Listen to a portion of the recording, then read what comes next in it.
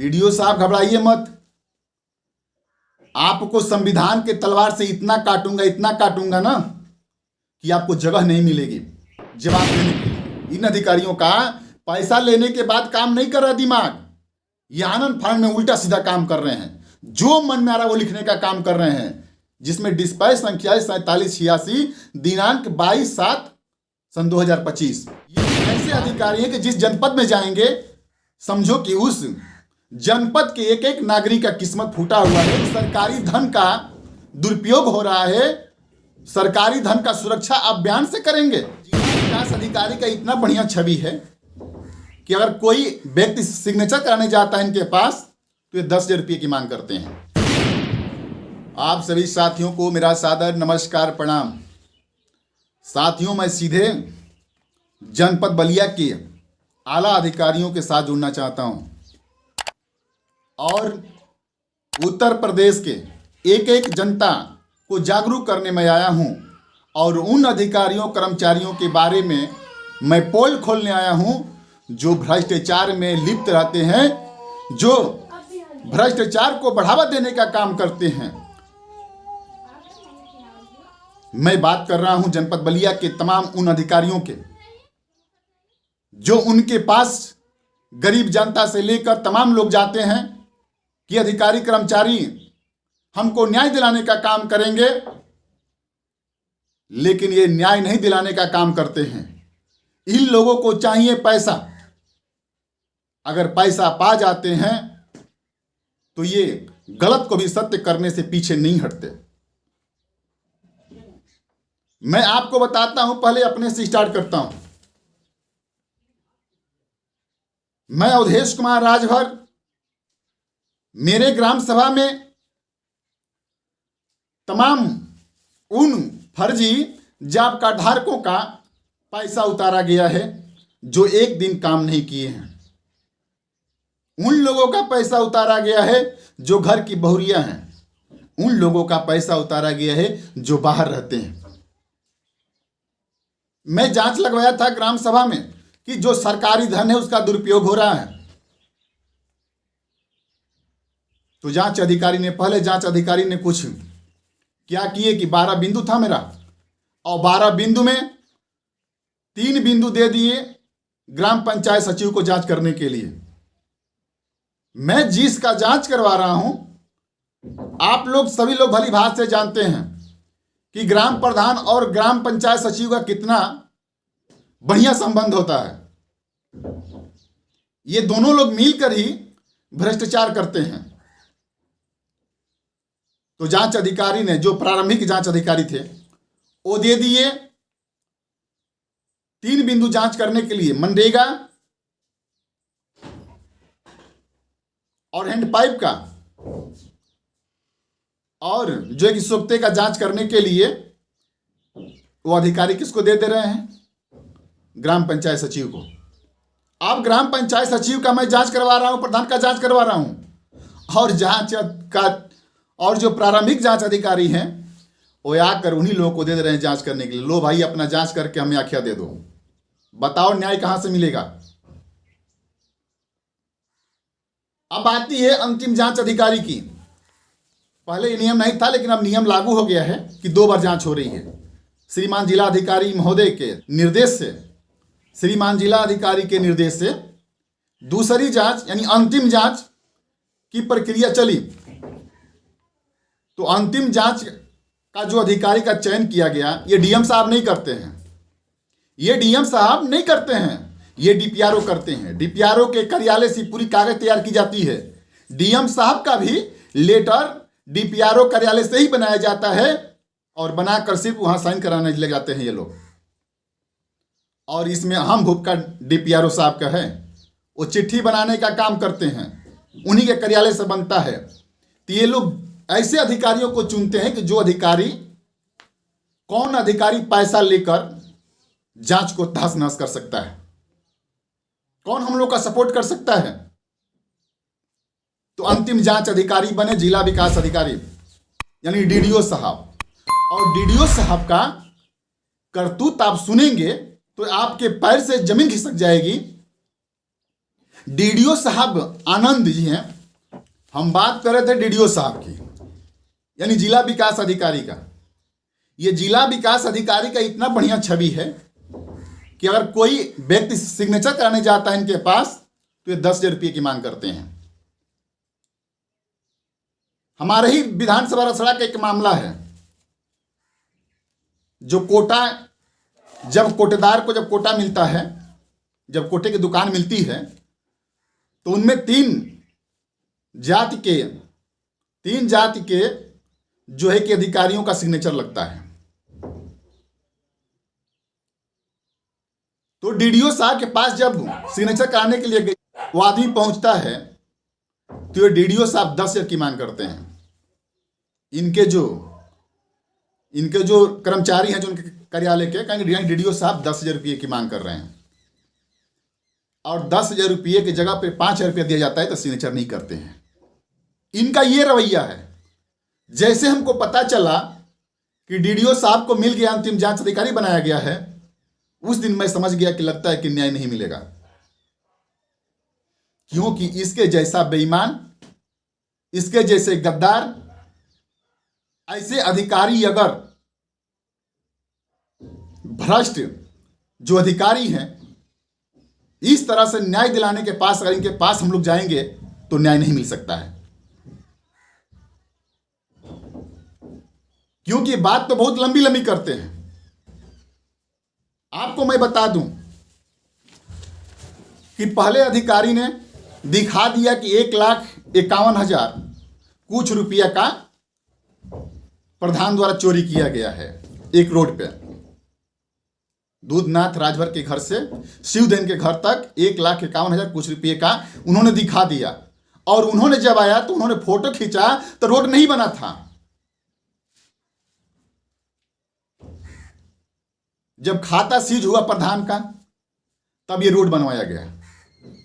वो भी पूर्ण नहीं है, लेकिन डीडीओ साहब लिख दिए हैं अपने जांच आखिया में कि काम जो है कि पूर्ण हो चुका है। अवधेश कुमार के रोकने पर रुका हुआ है, और जिनका खेत है वो रोके हैं।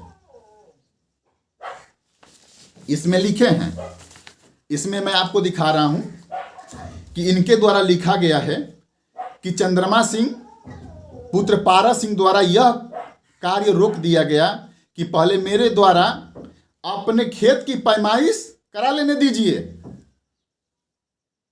ठीक है, रोकने का काम किए, स्वागत करता हूं, रोक दिए भाई। लेकिन बिना पैमाइश के, अगर पैमाइश किए तो इसका कोई सबूत है आपके पास?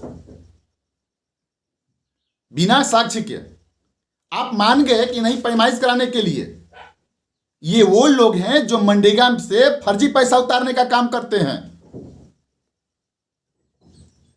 और मेरे जैसे नौजवान जब आवाज उठाता है तो इन लोगों को तकलीफ होती है। इसलिए ये जो है कि ये कह रहे हैं कि हम रोके थे, लेकिन ऐसा कुछ नहीं है।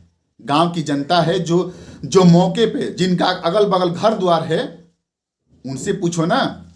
1 किलोमीटर की दूरी पे जो लोग रह रहे हैं उनसे आप बयान ले रहे हैं। जो सरकारी धन का दुरुपयोग हो रहा है, सरकारी धन का सुरक्षा आप बयान से करेंगे? तो इस तरह के अधिकारी कर्मचारी हैं ये डीडीओ साहब। मैं आपको बता दूं कि पक्का बेईमान, और इनके जैसे भ्रष्ट पूरे जनपद बलिया में अभी तक कोई अधिकारी नहीं है। 1 नंबर पे चल रहे हैं ये ऐसे अधिकारी हैं कि जिस जनपद में जाएंगे समझो कि उस जनपद के एक एक नागरिक का किस्मत फूटा हुआ है। ऐसे अधिकारी जहां जाते हैं।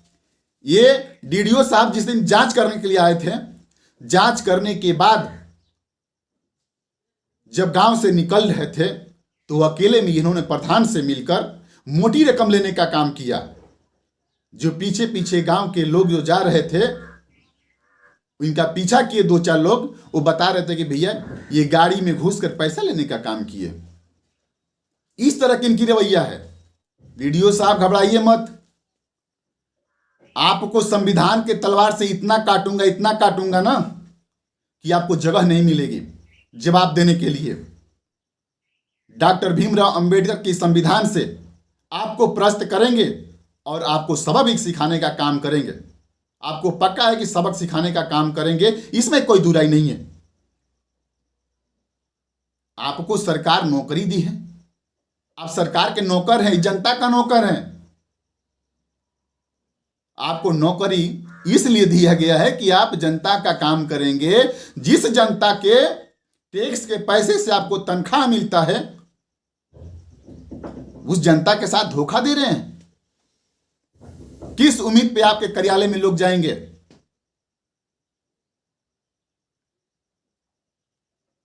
आपके यहां जो व्यक्ति जाएगा उसका किस्मत फूटा हुआ है कि आपके कार्यालय में उसका काम होगा। ये अधिकारी जनपद बलिया के डीडीओ साहब सहित डीपीआरओ कार्यालय का देख लीजिए करतूत। ये इतना ईमानदार हैं लोग कि ये लोग सीधे 6 महीना आगे तक काम कर रहे हैं। देख लीजिए ध्यान से। चलिए मैं इसका खींचकर फोटो लगा दूंगा। इसमें देखिए डिस्पैच संख्या है, जो जांच आखिया है, ये जांच आखिया है डीडीओ का। इसमें डिस्पैच नंबर है 4786 और दिनांक देखिए क्या दिए हैं, 22/7/25, यानी 22/7/25। ये इतना अच्छे और इतना ईमानदार लोग हैं, पैसा लेने के पास दिमाग काम नहीं कर रहा है। इन अधिकारियों का पैसा लेने के बाद काम नहीं कर रहा दिमाग। ये आनंद फानंद में उल्टा सीधा काम कर रहे हैं, जो मन में आ रहा है वो लिखने का काम कर रहे हैं। जिसमें डिस्पैच संख्या है 4786, दिनांक 22/7/2025। बाहर डीडीओ साहब, बाहर डीपीआरओ साहब, आप जैसे अधिकारी कर्मचारी अब जनता के बीच में कितना अच्छा काम करेंगे, जनता को कितना न्याय दिलाएंगे, जनता को कैसे विकास के रास्ते पे ले जाएंगे, जनता को कैसे लाभ पहुंचाएंगे। आप जैसे अधिकारी 6 महीना आगे तक काम कर दे रहे हैं। आदेश 6 महीना आगे का डेट डाल दे रहे हैं। वाह, सलाम है आप लोगों का। आप जैसे अधिकारी भगवान ना करें कि किसी जनपद में पहुंचे। जिस जनपद में आप लोग जैसे अधिकारी जब पहुंचेंगे वहां पे उस जनपद वासियों का किस्मत ही फूटा रहेगा। मैं उत्तर प्रदेश सरकार से निहोरा और निवेदन विनती करना चाहता हूं, और बहुत ही जल्द मैं उत्तर प्रदेश सरकार के यशस्वी मुख्यमंत्री के पास भी आपके खिलाफ आवेदन पत्र देकर कार्रवाई करने की मांग करेंगे बहुत ही जल्द। क्योंकि उत्तर प्रदेश सरकार कोई आप जैसे बेईमान भ्रष्ट अधिकारी मुझे मजबूर होकर इस तरह से आपको संबोधन करना पड़ रहा है। नहीं तो आपको जब भी मैं फोन किया हूं, सर नमस्कार, सर कैसे हैं, सर आप पे बड़ी उम्मीद है कि जो सही है वहीं आप काम करेंगे। लेकिन आपके जैसे बेईमान, आपके जैसे भ्रष्ट पूरे उत्तर प्रदेश में अगर जिस जनपद में अधिकारी हो जाएंगे तो निश्चित रूप से उस जनपद वासियों का आप किस्मत पे कालिक पोतने का काम करेंगे। लास्ट में मैं कहना चाहूंगा उत्तर प्रदेश सरकार और भाजपा की एक नेताओं से कि अगर आप लोग भी देखिए एक भाजपा नेता के साथ इस तरह से व्यवहार किया जा रहा है, मैं आप लोग से निवेदन कर रहा हूं कि अगर उत्तर प्रदेश में भी सरकार बनाना चाहते हैं, उत्तर प्रदेश में वापस आना चाहते हैं, तो ऐसे अधिकारियों को कड़ी से कड़ी कार्रवाई करके इनको सबक सिखाने की जरूरत है।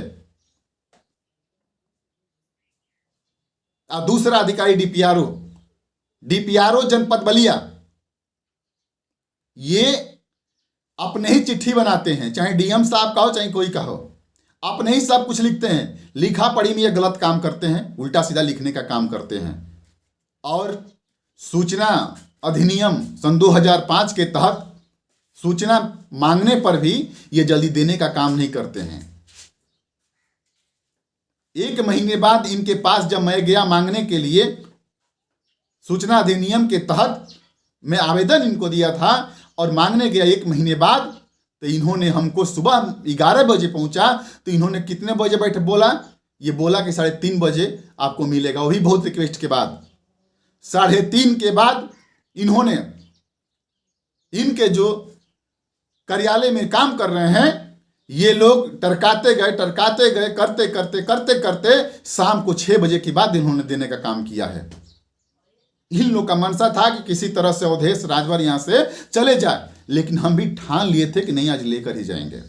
डीपीआरओ अपने ही चिट्ठी बनाते हैं, डीएम साहब का चिट्ठी यही बनाते हैं, सिर्फ सिग्नेचर करने का काम करते हैं।